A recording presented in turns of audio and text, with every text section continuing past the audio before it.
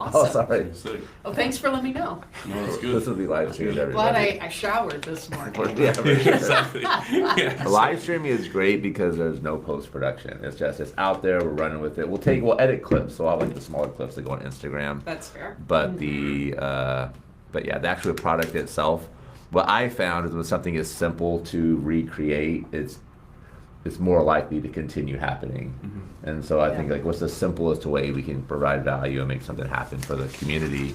And I love our new home here at Metronome. This is a space bands can come to rehearse, to record. They'll be doing some live events here as well. And they have been gracious enough to support the podcast in both production and allowing us to use this incredible room, which I think is just so much fun, a great place to be. And a question I love to ask my guests is, you pick an animal on the wall. Vanessa Nordyke, city councilor, for those who don't know, Hi. currently running for mayor as well. Hello, folks. And Morning. I love that I bring that up and say, all right, let me get in city councilor mode, mayor mode. But which animal on the wall do you feel like represents you? Well, I got to tell you, Jacob, I immediately lean towards this. However, upon further reflection, I like this even better. The fox. That's Okay. pretty well. I mean, that feels more my jam than Cat Lady.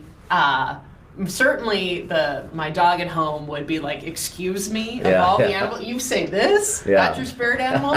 Also, I think the fox looks edgy. The fox looks cool, and that's like who I aspire to be one day. I love that. You know, I was a pretty nerdy kid growing up, glasses, braces, the whole 9 yards. But yeah, it's fun to now be an adult where you have a little more control over your life. You get to tell your own story and write your own story. Powerful. I love it. Yeah. How about you, Wingman, who is our, I don't know, co-host, the Wingman? Or just use the Wingman. I'm the wingman. Dude, that is like the best. I love that I'm image. You just run with it. Isn't that That's just crazy? what I am. I'm just a wingman. just the wingman. here. So We're I'm just gonna here have to a good help. time. I'm here to be the dude, I guess. Yeah.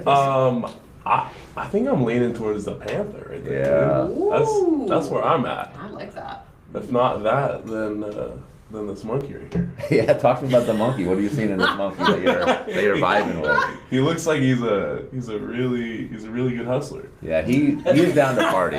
He's down to party. He's Yeah, down to party. He's not saving a lot of money. He is having a good time, living for the moment, for sure. But He that panther- doesn't go to the nightclub. He owns the nightclub. He owns it. Yeah. And even if he doesn't, he portrays the image that he does. Yeah. True. Yeah. That's true. That's true. This is true. All right, a new segment we're starting, and I had a good friend Maddie that recommended this, is a top 5. We'll let the guests select the top 5 and something Salem related. And I loved your idea, Vanessa, for top 5 yearly events in Salem. We'll each kind of bounce around the list. We'll start at our 5 and we'll work up to our number 1. And Vanessa, we gotta let you go first. Oh, number man. 5 yearly events. We'll do all 5, but let's start with number 5. Okay, I am going to start off with a personal favorite of mine that many of your viewers may not be aware of. It's the Children's Halloween Parade Okay. that Fairmont Hill puts on. Fairmont Hill basically shuts down a couple of their streets. They start at Fairmont Park, and then they just go around in a loop, and there's tons of people. They just walk down the street because it's a nice neighborhood street, and everyone comes and brings their costume A game. I'm a big Halloween person. Okay. Like this year I had 2 costumes. I was Elsa for going down to the downtown mall. It was great to go Wow. to Salem Center Mall, show up in full Elsa costume. I even got blonde extensions, and the kids loved it. So that was really fun. But for the Halloween parade, then I switched into pirate mode. You should always have a pirate costume. It's a perennial favorite. I think so. You never know Yeah, when I that's think going to you come in should. handy. Yeah. And also one of the, I'm not going to tell you all the cool things about that particular parade, but the residents really get into it. So there's a lot of houses that are decked out in full Halloween regalia. But the best one is there's almost every year, there's a pirate ship in someone's lawn there with smoke machine and sounds to mimic thunder and lightning, and it's so cool. And of course it's free and open to all, and that to Yeah. me is a big deal. There's a lot of ticketed events that are cool, but I love ones where everyone can participate. I love that. I love the commitment to creating something like that at your house. Yeah. I think the hardest part is taking it all down and putting it away. That'd Like be- putting it up's kind of fun. It's Yeah. exciting. Being like, oh man, all right, got to take it down now. Get ready for Takes about 2 hours Christmas to take everything lights. down. Yeah, Yeah, for sure. exactly. Get up on the ladder when it's raining. You know, you're just like, oh, I don't want to take that down. Might as well wait till the summer. for sure. Yeah, just keep it up there. We can put some Santa hats on the Just keep it pirates. up there. Yeah, exactly. What's your number 5? My number 5, the Salem Arts Fair and Festival, dude. Okay. That'd be sick. Yep. That'd be, Yeah. you know, For that'd be awesome to continue doing that. You know, Yeah. they got a whole bunch of, they got live music. They got a whole bunch of artists out there. Yeah. You know, there's food out there. You know, there's a whole bunch of stuff, dude. And Yeah. I think that like that would just be like the main top priority. You know That's what I great. mean? Yeah, yeah. They did a good job with it for sure. Yeah. I had it. It's probably like 6 or 7 for me. That was one of them on my list. But I did Oregon Glow as number Oh, 5. They did it the first yeah. year. Yeah. Roto-Rooter Park, where the volcanoes play. Uh-huh. They did a really good job of like just creating. It's incredible on the field. You get to walk on the field, which is cool. First of all. Yeah. But then they have a whole light set up. They had a vendor booth there. They have food you could eat for the kids. I went with my girlfriend and her daughter and some of their friends. They were running around the lights, like interacting with everything. So hopefully that becomes a yearly event. I'm kind of putting that out in the universe. But they did, the first year was a lot of fun. Number 4. We'll go to Wingman first. Number 4. Number four, the Salem Holiday Market. Okay. It's a seasonal festival, Yeah, but I mean, yeah. I think it should just be a yearly thing, like Yeah. all the time, Yeah. constant, dude. You know, there's holiday themes out there. Like even in the winter, they should continue. You know, Yeah. doing a whole bunch of that. You know, Yeah. it's just it just makes it feel like it would feel better in Salem to make that just a constant thing. Okay. You know? Love it. Yeah. How about you, Vanessa? Number 4. I'm a state fair girl. I Oh, for sure. love the state fair. I was born and raised in Salem. I've been going to that state fair since I was a kid. I love the animals. I love how every year there's always a mama pig and baby piglets. I always love to check them out. The petting zoo. Love all the animals. Love all the horse events. All of that is just super fun. And then fair food. Yeah. So Yeah. great. Do you have what's your go-to fair food? Okay, the Dairy Girls, or I'm sorry, the Oregon Dairy Women's Association. I hope I'm not butchering them. But they're the ones with the nice little red, kind of like a farmhouse type booth. Yeah. And I like to get. Sometimes it's either the vanilla or the chocolate, or I'll do a chocolate vanilla swirl. But the key is you can get a huge scoop of Marionberry compote over the top, and there you go. I truly love Marionberries. Yeah. I mean, I really do. They are the perfect blend of just the right amount of sweet tart flavor. So I love my fair food. That was our go-to as a kid every year, and then as an adult, I'm always like, I need to get that, and then I never end up getting it for whatever Yeah. reason. But Yeah. they've been there for like 30 years. It must be because it was when I was a kid. I remember it. Yeah, that's right. I'm gonna do a tie for number 4. It's the same organization, but the family building blocks. They have their gala trees and have their uncorked event. They do it in the summer, and they do such a good job. One of raising money. Like they just understand how to make it happen. But it's also a great cause, so people want to contribute, and they do a good job of making it a lot of fun to be there. So those are 2 events I'm kind of bundling together. I think I cheated. But that's all right. I make No, the that's rules. okay. I make the rules. You are the rule maker. Yeah. Yes. All right, I'll do number 3. I'm gonna do the holiday parade for number 3. I Yes. love that we have it back.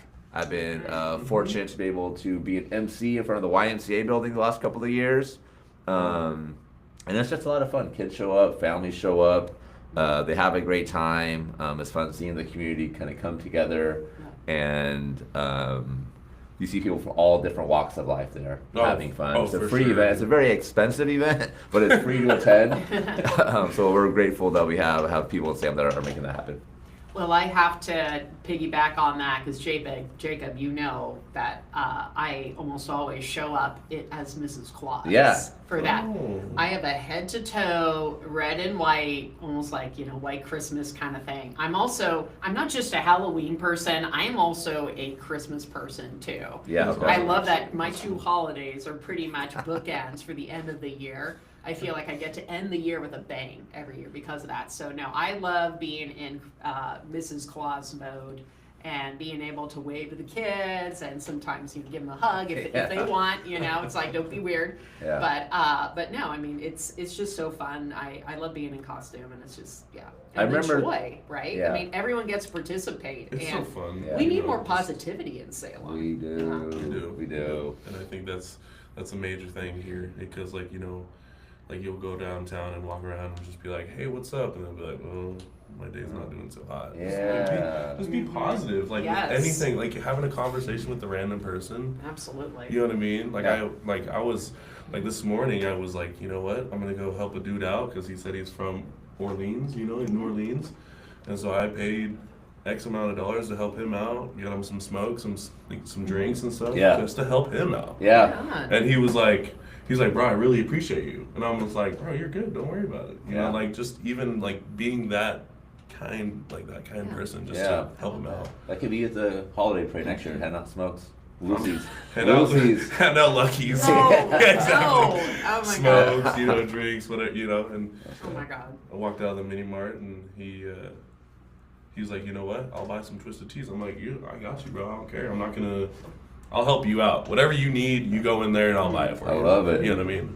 Contributing to society. Buying Yes. Look. Helping. Yeah. Twisted teas and smokes for everybody. That's how you do We it. can add that to your campaign promises. No. Yeah. No. Vanessa Nordyke for mayor. Twisted No, Teas I was like, is no. Lucky And Smokes. Lucky's for Lucky everybody. Slow Smokes. motion, no.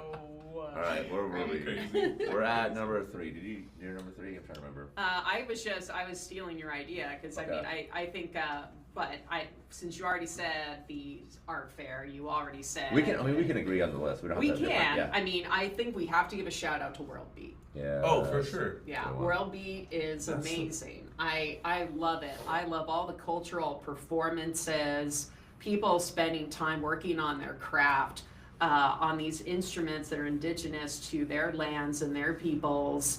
And I love the performing arts. And that's something that I'm going to do a mayoral campaign tag in here. Salem can be cool. Salem should be fun. We should be a hub for entertainment for the entire area. We should. We've got bedroom communities like Independence and Silverton. We could absolutely be taking full advantage of all of our performing arts centers like the Pinnacle Theater, the Salem Riverfront Amphitheater. It's like we should be leaning into that. And Jacob, I want to reiterate my campaign promise. I want you to be the cultural attaché to the office of mayor so that we can promote more cool things like this cool space, like local artists like Mike. I mean, we should be supporting local, and that certainly includes the local arts and all the artisans that call Salem home. Let's go. Make it happen. Let's I like go. that. Let's Make do it. Salem the most fun part of Oregon. There you go. That's the goal right there. Why not? Why not? Let's us? not make Salem lame. Yeah, exactly. I agree. All right, number 2. Let's go back to Vanessa. Oh, again. Yeah, yeah, go back. You know, Whatever. well, I just gave World Beat, so I feel like I'm running out of ideas here. The top 5 I- list, Vanessa. Well, I will Give me tell. 5 things. We've already hit all of them: the art fair, the holiday parade, the Halloween parade, the State Fair, and World Beat were my top 5. But I will talk about one that I haven't been to, but I really want to this year: roller derby. Okay. That's I've happening. heard Yeah, that's- that's happening here soon. Yeah, I mean, I would love to go to roller derby. I've heard it's super fun. I just, I love supporting women's sports. I mean, I was a student athlete when I was growing up in Salem, but I would love to go support that. So that's something I I'd love like that. to I'm do glad this you year. called that out because they reached out to me last year to do a post, and I said I would, and never Aw. did it. I feel bad about that, but I'll have to make sure this year that's not the case. That would be it would be awesome to see Salem show It's gonna something like that. happen. It's gonna happen. Yeah, the post is. Mm-hmm. Yeah. Oh, for sure. Okay, you're working on the post. What's happening? Salem post. Let's go. No, Do the I'm pitch. just Do the pitch right now to the camera, to the people. Do a what? Do it just like on a promptu pitch for roller derby. Do we know when it is? I don't even know. I mean, Let's look that up.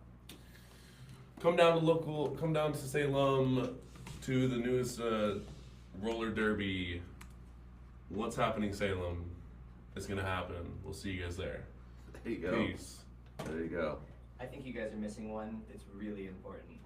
Shout Make out. Music Day. Make music. That was Oh, my number yes. two. Major one, yes. Dude, that's my Yes. number Totally. one. Yeah. I can't wait all year. So Make Music Day is my number two. It's not an event I have been able to attend annually. Just for whatever reason, I've had conflicts on that day, but it's just, I would love to see that type of thing happening more often in Salem, where it's just like a day, there's live music happening, people know about it. I think it should be It's a a weekday. lot of resources organizing something like that. True. But I think I think that if each venue could just know, like, hey, on this day, we're going to promote live music. Find someone to perform in your area. Because you think about how many cities you go to, and, like, for me at least, the key takeaway is, like, man, there's music on every block. It was so cool. Yeah. And every now and then you bring in a big name to kind of headline it, to kind of be the draw that gets people Sure. downtown. And I think it would be great for Salem to have that. And I feel like our downtown is walkable enough. We have enough things close to each other that Yeah. even indoors on a rainy day, we could make it happen. So So putting that idea in the air. live update for Sponsored you, by Jacob. Metronome. All right, the Cherry City Roller Derby, they on Saturday, January 24th, 6 p.m. They are playing, it's Renegades versus Rose City Wreckers. So January 24th. Let's It's an do that upcoming one. event. Well, that's an Saturday? upcoming event. Oh, Yeah, January 24th. And 6 then p.m. there's Where's it located? What's the address? it doesn't say. You have to click on the map to do that. But Okay. go to cherrycityrollerderby.com and they have a schedule. Okay. So I would just encourage folks to follow them and get involved, and Love it. that sounds fun. Yeah, that's what they have posted right now. I think Make Music Day should be a weekly thing. A weekly thing would be awesome, but I feel like it's I think it could work. yeah. I think it would work. Okay. You know what I mean? Yeah, every Friday was like live Every music, Friday, Salem. downtown, different spots, down at the park, down, downtown off of Center Street, maybe at the bus station. Yeah. Or even like by Bush Park, and then be like, hey, by the way, we're gonna be here at this location, be there by X amount of time. You know what I mean? I think the hard part that we have in Salem when it comes to these types of events is people become very territorial. Of course. Where it's like, oh, that's my thing. If you're trying to like help with this or like do something similar, like you're kind of stepping on my toes. And I think we just need to be okay with like, this is an idea for Salem. Let's just like let people run with it. And, Yeah. Because we have like the first Friday art walk, which used to be a thing. I don't even know if it is anymore, to be I honest. think it but- is. Yeah. I mean, no, I've certainly participated in it, Yeah. and there's some awesome art galleries downtown. Salem on the Edge is one of Right, my yeah, yeah. favorites. They're amazing. Yeah, but it's Okay, so let's finish the list. My number one is Hoopla. I'm a basketball guy, That so makes like that sense. is That tracks. that's like the family reunion where like you just show up, you see everybody's been. Now this era of my life, like people I played with, like middle school, high school, college, and then now our kids are playing.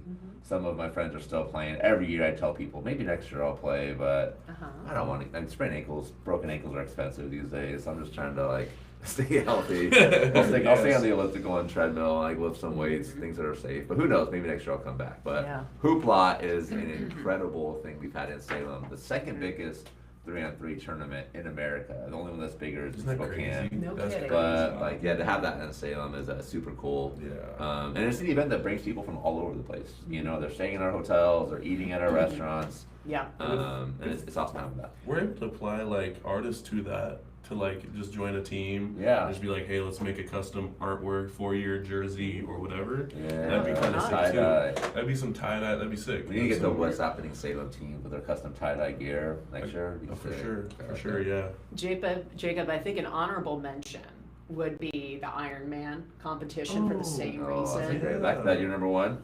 It's not my number one. It's my honorable mention. Didn't make my top 5, but since you brought up the fact that hoopla is a sport, it's sports, right? Yeah. It promotes fitness, it promotes wellness, it promotes all the good, positive things we want to see in Salem. I mean, Iron Man does the same thing. We do have some people who compete locally, but I mean, it's a huge economic boon to our whole area. I mean, they drop a lot of money to fly in, stay at our hotels, eat all the carbs. Yeah. That's right, yeah. Carb loading is a thing. A friend of mine was a bartender at Da Vinci's, and he was, bartending the night before the race. And this guy came in and just ordered like a double extra pepperoni pizza, and he was carb loading. He said Wow. before the big thing. So, anyway, I And think like our- more sports events like Yeah. that would be awesome. And our sports, our bike shops, like they're packed Yeah. on those days. Like people are getting the things that they need, like fix their bike or like last minute additions, and Yeah. like they have just brings so much revenue. So yeah, those Yeah. sort of things are big for the community. It's a huge investment getting them started, and sometimes you have to subsidize like getting things going. Yeah, But then for once sure. they're running, it's just a huge benefit for the Yeah. community. So I asked our audience to give questions, and I did it anonymously, which always gets way better questions. Yes, it does. Yes, it does. Yes, it Way does. more interesting. I'm Yeah, sure. way more interesting, very much Bring it. straightforward, not concerned about not concerned about feelings sometimes. But first, I feel like most people don't even understand the role of the mayor and how the role is different from a traditional city councilor. And so what does the mayor do, Vanessa? You know, I'm so glad you start with that question, because to me, transparency is something we need to do more of. Why is it that people don't know who the mayor is or what the mayor does? I am out in the community all the time. I jump at any opportunity I can get to come talk to you, and I want to just bulldoze that barrier that people feel between the mayor's office and what they're doing. So the mayor is a member of city council, so they are the 9th member of council. There are 8 councilors, and they're all arranged geographically throughout the city. I represent Ward 7, and that is the southwest corner of Salem. That was where I was born and raised. I went to Salem Heights Elementary School. That's within my ward. And so that's that section of town. So the mayor has a gavel and a megaphone. The mayor has the gavel because they run the meeting. So there is literally a physical gavel on the table for them to call things to order, or when things get out of hand, which seems to have happened an awful lot lately. For sure. And so they're there to, but I don't want a mayor who just, calls to order like that and then calls votes. I mean, that is your opportunity to inform and guide the conversation. So the mayor, I think, has a stepped up responsibility to be regularly meeting with the city staff, with business leaders, with the artist community, with leaders and stakeholders around the entire city, including those who don't speak English as their first language. Yeah. And then they should be sharing that information with the council. And we can't do that behind closed doors. So really the only time that you should be updating us on that sort of thing is at council meetings. And I'm not seeing that happen, candidly. A lot of times when a vote is called, that's the first time I know where the mayor stands, when she says aye or nay. And like, well, surely you have some thoughts. Surely you must have an opinion. And you have unprecedented levels of access to people. When the mayor calls you, you're going to pick up that call. Yeah. And so I think the mayor has a really heightened responsibility to educate the public, tell people what's happening, and tell your colleagues what's going on too. It's like, hey, I've been talking to our public works department about this, or I've been hearing about the neighbors about problems happening at this park. I mean, the mayor has unfettered access to this information, the level that goes above and beyond any other elected leader. Oh, and by the way, we're totally unpaid. This is a volunteer gig, and we're the 2nd largest city in the state of Oregon.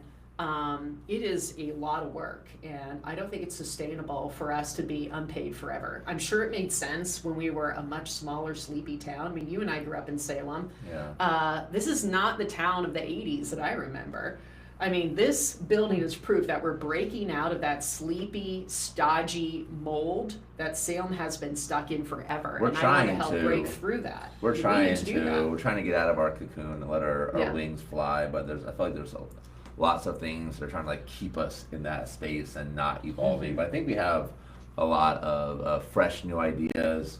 Entrepreneurs are being innovative, and I think right now we have 2 people running for mayor who really want to support innovation and put wind in sails of people that are investing in the community.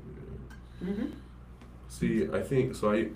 I live in Salem. I live down here as well, and I think what you're saying is correct.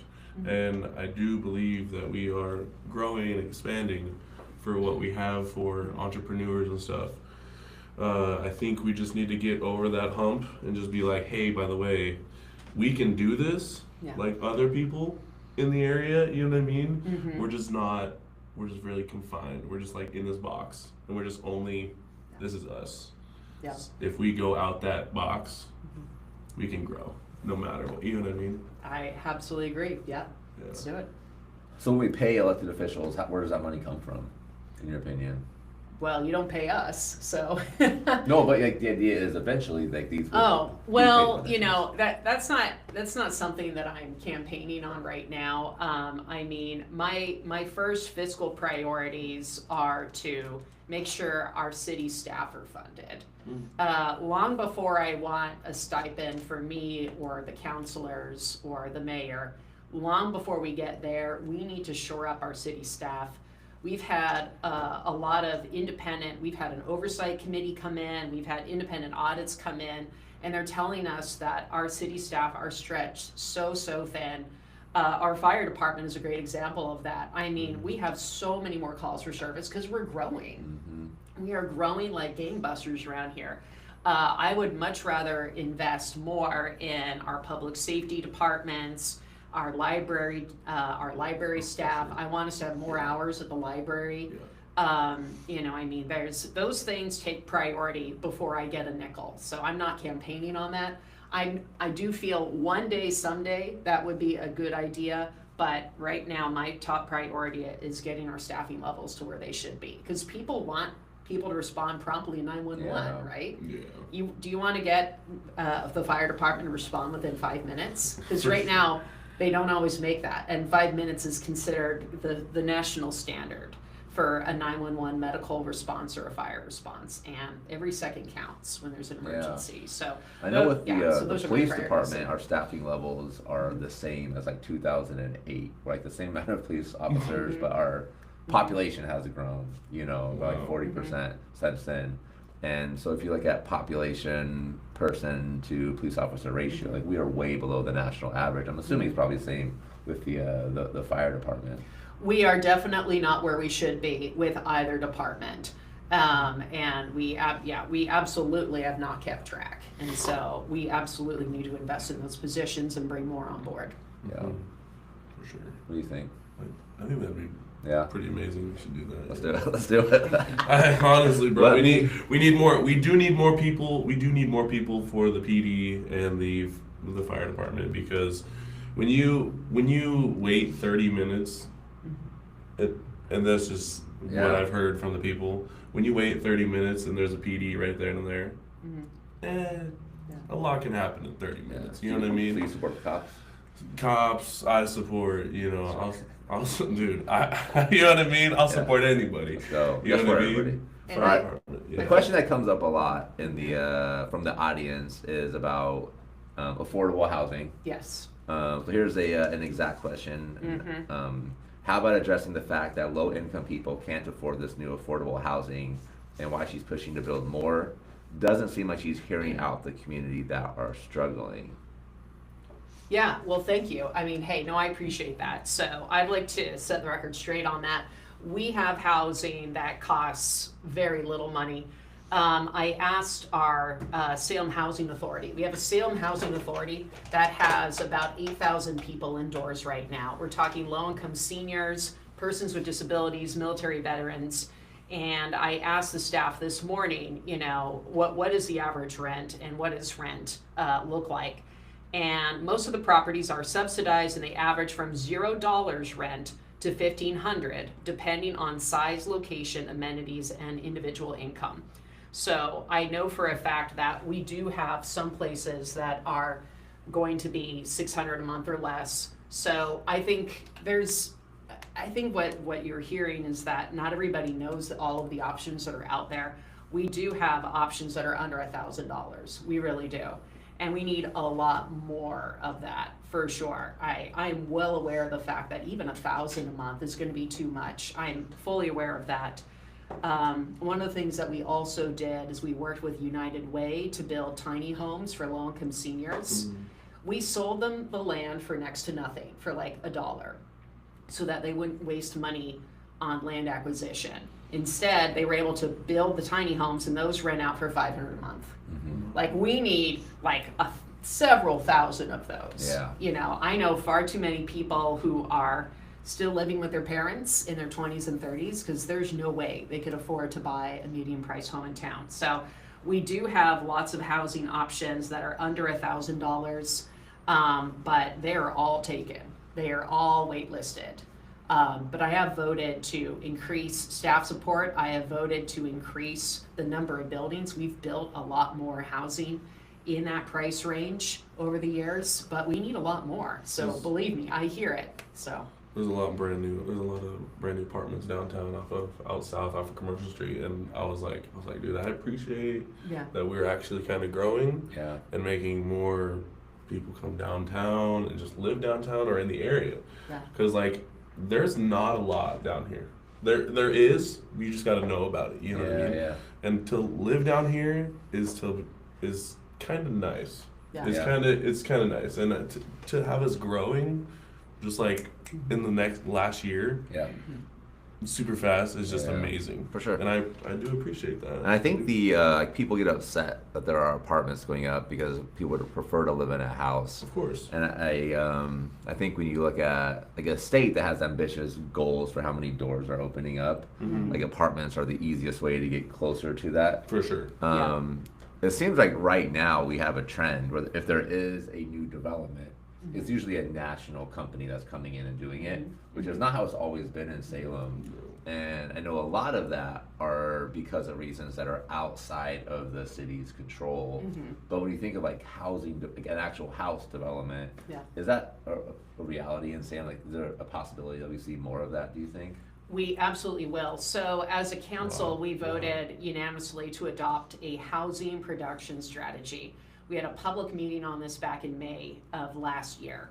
And it is all about making it faster, cheaper, easier to build in the city of Salem. Wow. And we've been getting great feedback. Local developers have been telling us how much they appreciate the city staff's willingness to work with them on this.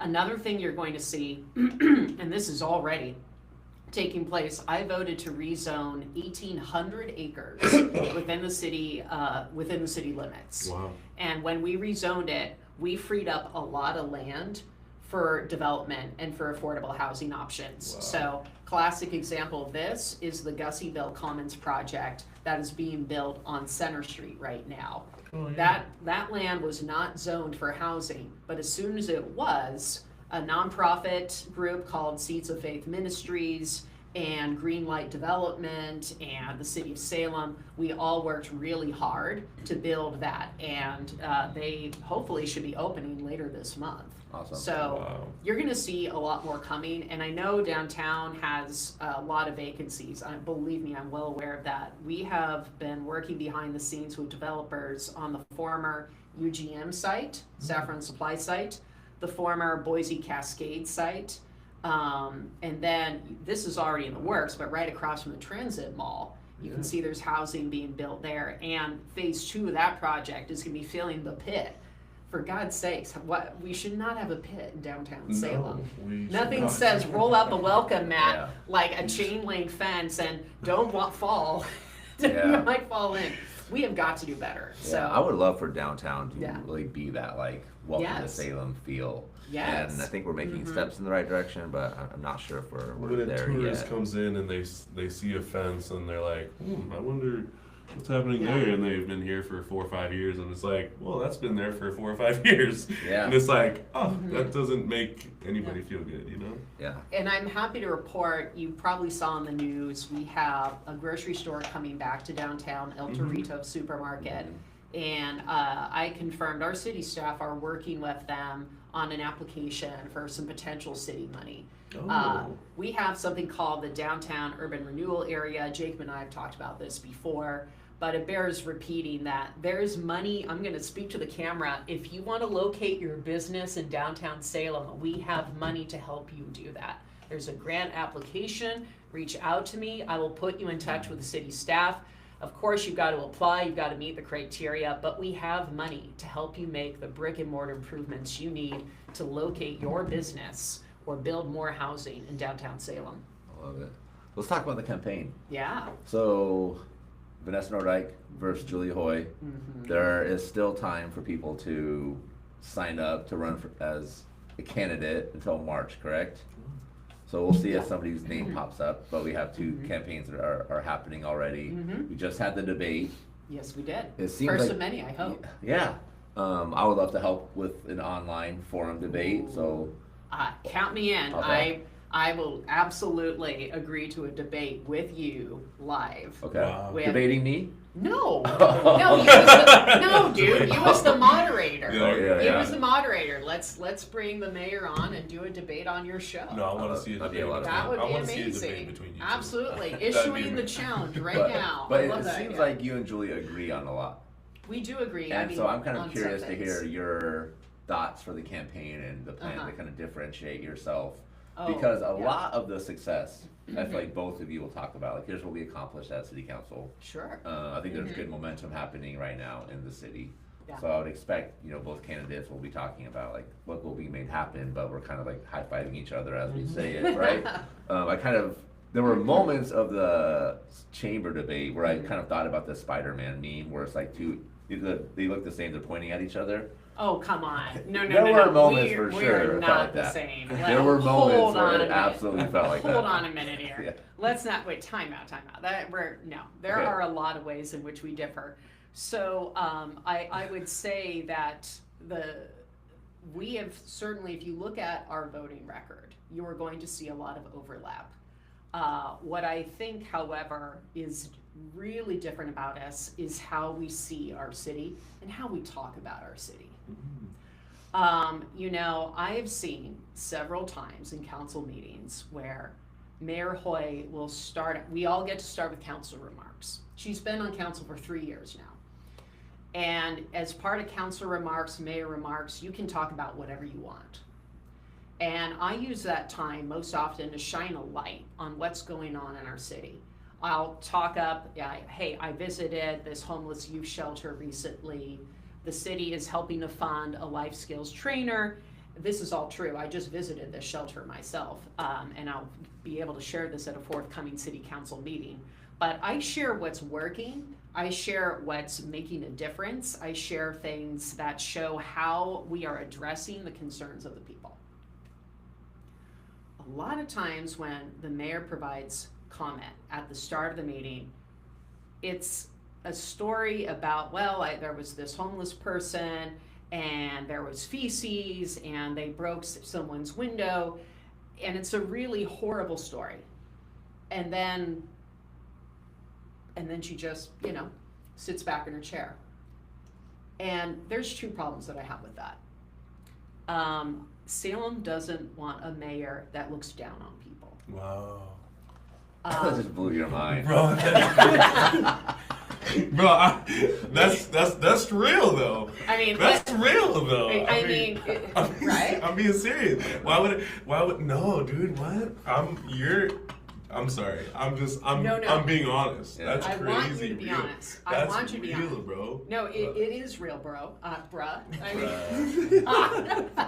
No, it's the thing.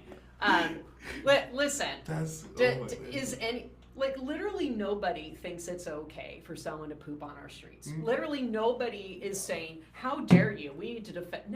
No one is in favor of crime or trespassing. Literally no one is in favor of that. So where's your solutions, Mayor? I mean, when she ran against Chris Hoy, she ran on a very negative campaign.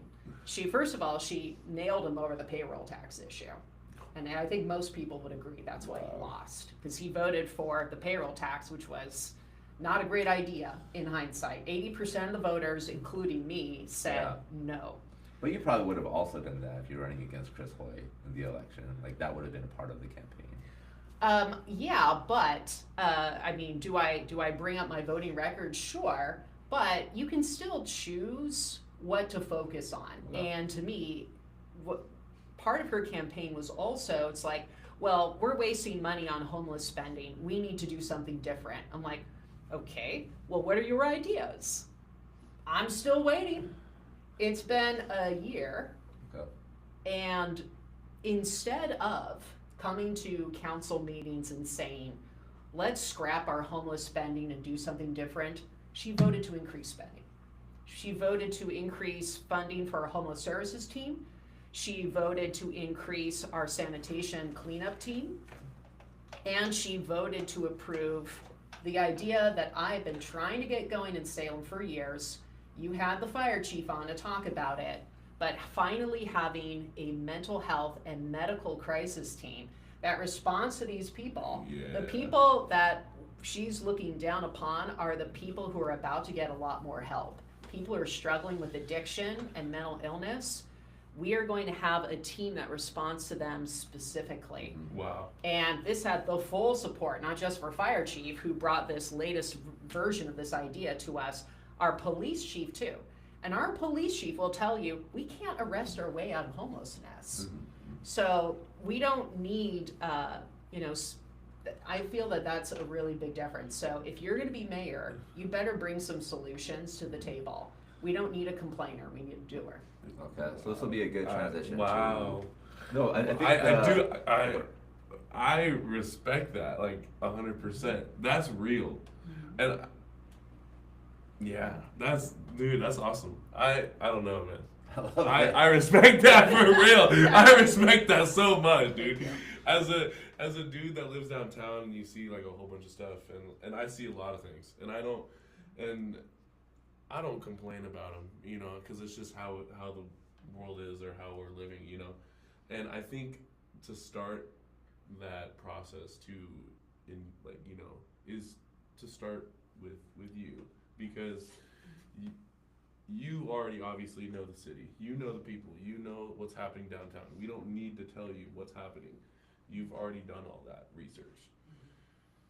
To even just make that like a starting process just sounds so good. Like I'm gonna say this again. You have my vote. I'm being honest, dude. I'm being serious. Like, so here's a funny story. So before this podcast, I was talking to stop the somebody. fanboy. Yeah, stop the fanboy. You're awesome, thank you, Mike. No, that's 100% real. So I've invited Julie Hoy on the podcast. I'd love for her to be here. Julie Hoy, you're invited. We would love for you to be part of the podcast. She hasn't in the past accepted the invitation. I'm sure she has her reasons, but that's too bad. Because she hasn't, I think there's a perception that I have won. I heard recently that people assume that I'm being paid by Vanessa Nordyke's campaign to help her campaign. Absolutely not. I haven't been. Absolutely not. I haven't been. If there ever was any sort of a sponsorship arrangement, like we would be very transparent that this is what's happening. But I just want to set that clear because I think Wingman's remarks are gonna add fuel to that fire. I'm not Mike getting paid. is not paid. I'm not getting paid either. You're not getting paid I'm You dude, tried to steal my beverage before I did. the I show. apologize. But, yeah, I apologize. and There's part a of good it, story there, I would never. folks. I'm a nice person. I would never do that. And this might be like a conspiracy theory, and like I don't think about it too much. But I sometimes I wonder, like, is that intentional? Is there like somebody who's like, don't do that podcast to kind of create this perception that this is what's happening in Salem is about? And it's not. We just want to provide a platform for people in Salem that are taking action and running for a position like mayor, where you are literally volunteering to have the entire half the city hate you at all times. That's not a fun situation. So I think that anybody that steps up and is volunteering their time to serve our community deserves some recognition, regardless of whether or not I agree with everything. But another question from the audience that's directly related to what you were talking about, so I want to give them a chance.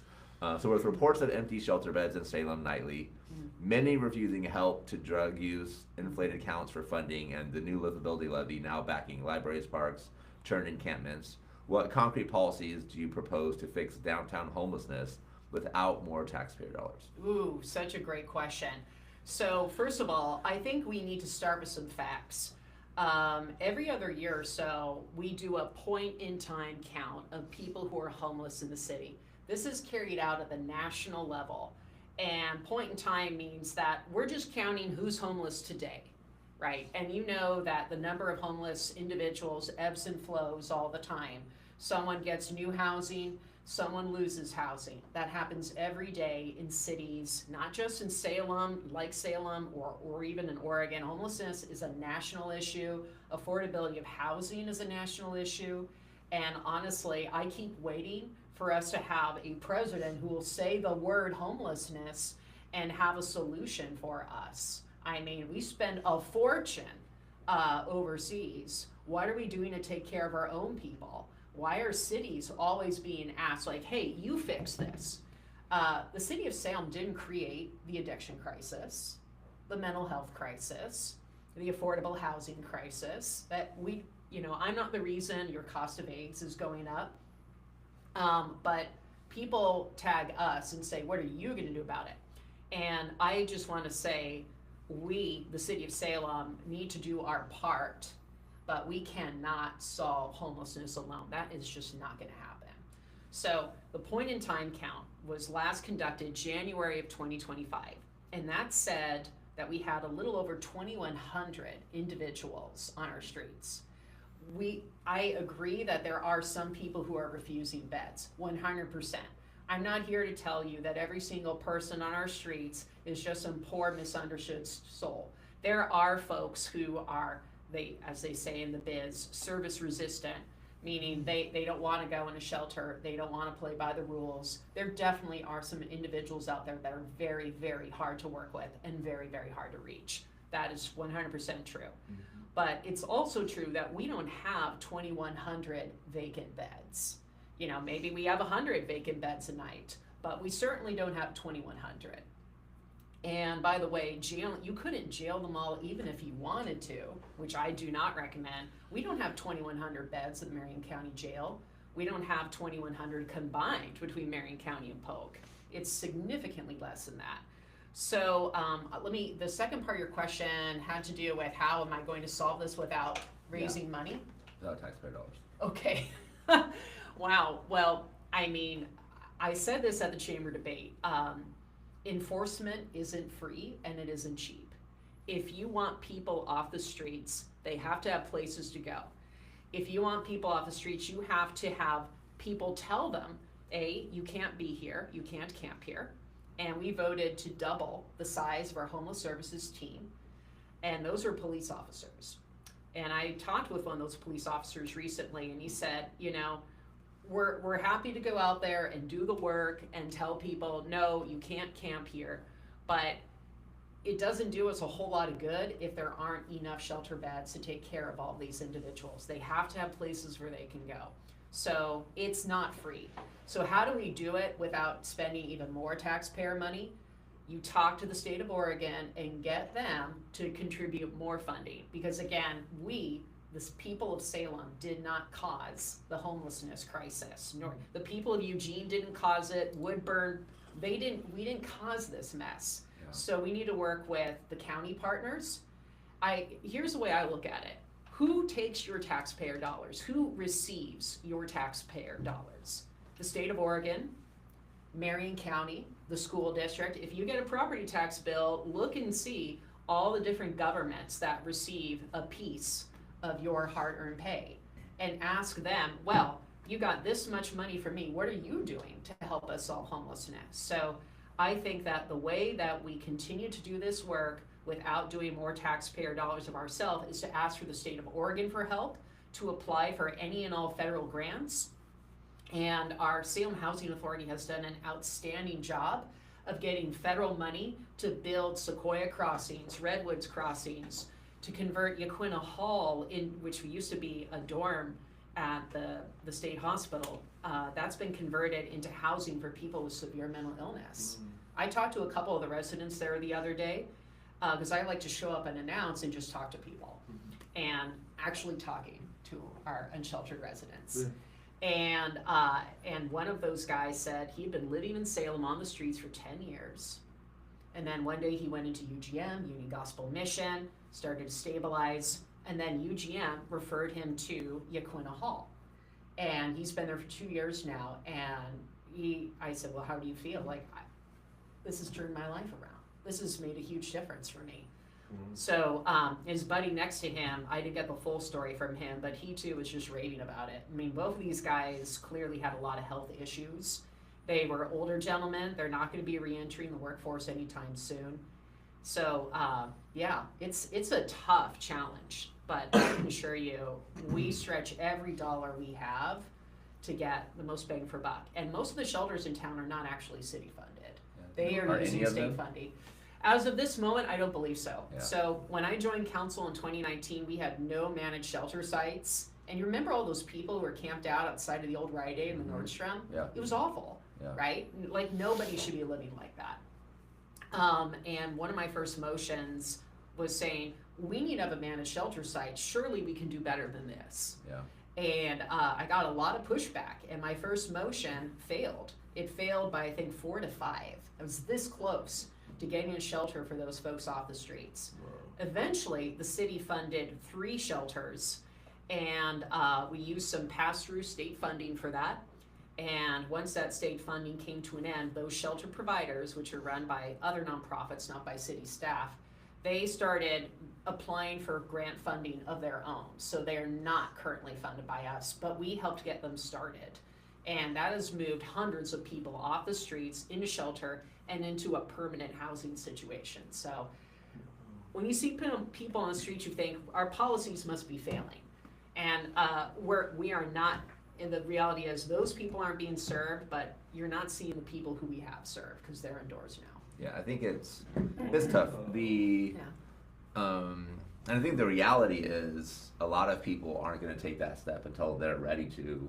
And regardless of how many services are being paid for and funded that are available, Yeah. if this person isn't in a place where they make that decision, and I think we all have similar types of things in our life where we know we should be doing this thing and not be doing this other thing, but for something's just like holding us back from like taking that step. And I think that's where a lot of the challenge lies, is like we're funding these things, we don't see the progress, we still see people struggling. Yeah, for sure. And I feel like in the meantime, we just need a space where people can bring their pets, you can have your partner. I think those are barriers that prevent people from wanting to be in a shelter. That's true. There's still some sort of like process of making sure people are okay while they're there, and like crimes are happening within the community that are violent, and some of the really unfortunate things that happen when people are just distant and are kind of